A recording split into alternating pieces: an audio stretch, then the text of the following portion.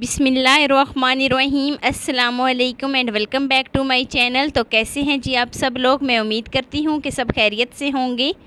तो आज मैं आपके साथ चॉकलेट केक की रेसिपी शेयर करने लगी हूँ, बहुत आसान तरीके से और बिल्कुल ओरिजिनल। तो सबसे अहम बात कि यहाँ पर हमें किसी भी ओवन की ज़रूरत नहीं है, इलेक्ट्रिक बीटर की ज़रूरत नहीं है, किसी भी मशीन की हमें इसमें ज़रूरत नहीं है। तो बिल्कुल चंद चीज़ों से, ऐसी चीज़ें जो आपके घर में मौजूद हैं, तो आप उनसे जो है ये बहुत ही मज़ेदार ओरिजिनल सॉफ्ट बिल्कुल स्मूथ सा केक जो है वो घर पे बना सकते हैं। तो किस तरीके से बनाया जाता है ये बहुत ही सॉफ्ट स्मूथ केक चॉकलेट, तो बिना टाइम वेस्ट किए वीडियो शुरू करते हैं। लेकिन यहाँ पर वीडियो शुरू करने से पहले आप सबसे रिक्वेस्ट है कि चैनल पे न्यू है तो प्लीज़ चैनल को जल्दी से सब्सक्राइब कर दें। तो केक बनाने के लिए यहाँ पर हमें सबसे पहले चाहिए मोल्ड, और यहाँ पर मैंने ऑयल के साथ इसको बहुत ही अच्छे तरीके से इसके अंदर ऑयल लगा लिया है। और ऑयल लगाने के बाद यहाँ पर मैंने गोल शेप में इस तरीके से बटर पेपर की कटिंग की है, और बटर पेपर अब हम इसमें रखेंगे। और बटर पेपर को रखने के बाद यहाँ पर हम फिर से जो है वो ऑयल लगा लेंगे। तो अब यहाँ पर जो है एक काम तो हमारा कंप्लीट हो गया है, तो इसको हम रखते हैं साइड पे। तो यहाँ पर अब हम नेक्स्ट स्टेप की तरफ चलते हैं।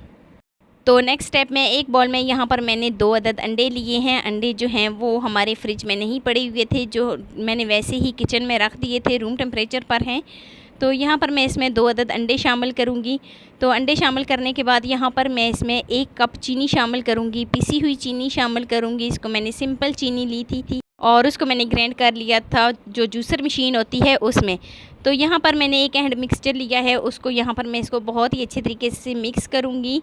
हैंड मिक्सचर जो है वो आपको इजीली मिल जाता है मार्केट से, इसमें किसी भी इलेक्ट्रिक बीटर्स की आपको ज़रूरत नहीं होती, बस इसी से जो है वो आप मिक्स कर सकते हैं।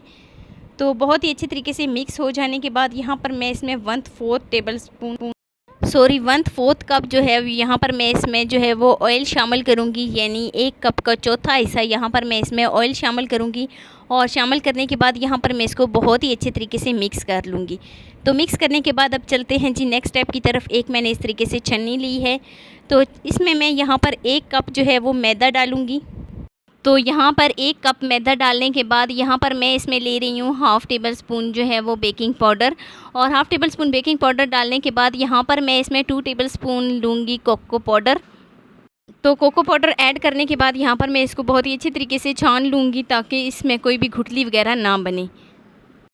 तो छानने की अहम वजह यही होती है कि इसमें कोई भी गुठली वगैरह ना बने। तो यहाँ पर मैंने बहुत ही अच्छी तरीके से मैदे को छान लिया है। तो यहाँ पर मैंने हाफ़ कप जो है वो दूध लिया है।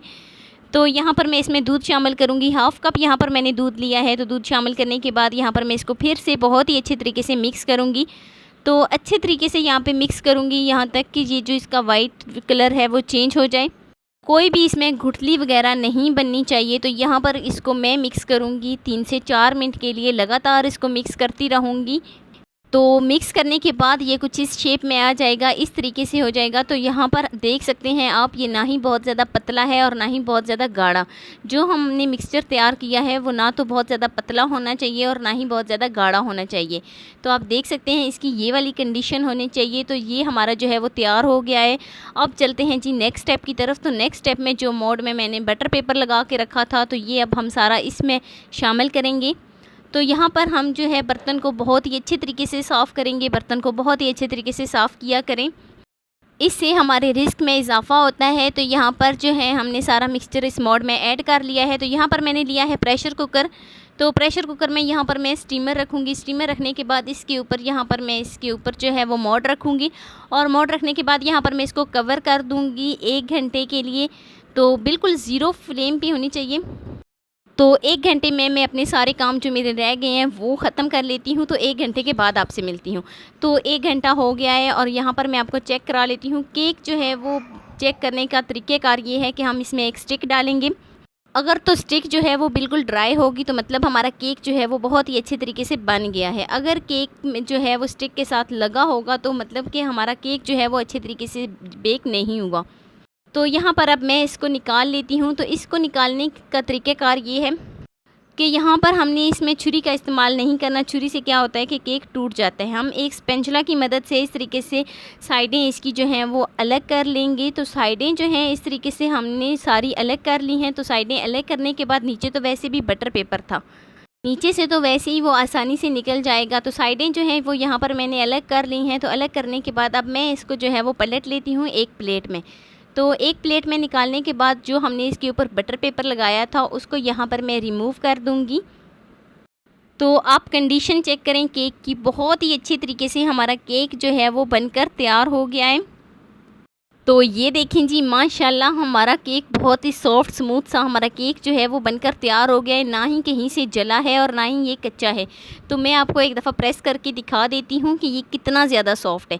तो आप देख सकते हैं बहुत ही सॉफ्ट, बहुत ही स्मूथ सा हमारा केक जो है वो बनकर तैयार हो गया है। अब यहाँ पर मैं इसकी कटिंग करती हूँ और कटिंग करके मैं आपको इसके अंदर तक इसको चेक कराती हूँ ये कितना सॉफ्ट और किस तरीके से जो है वो फूला है।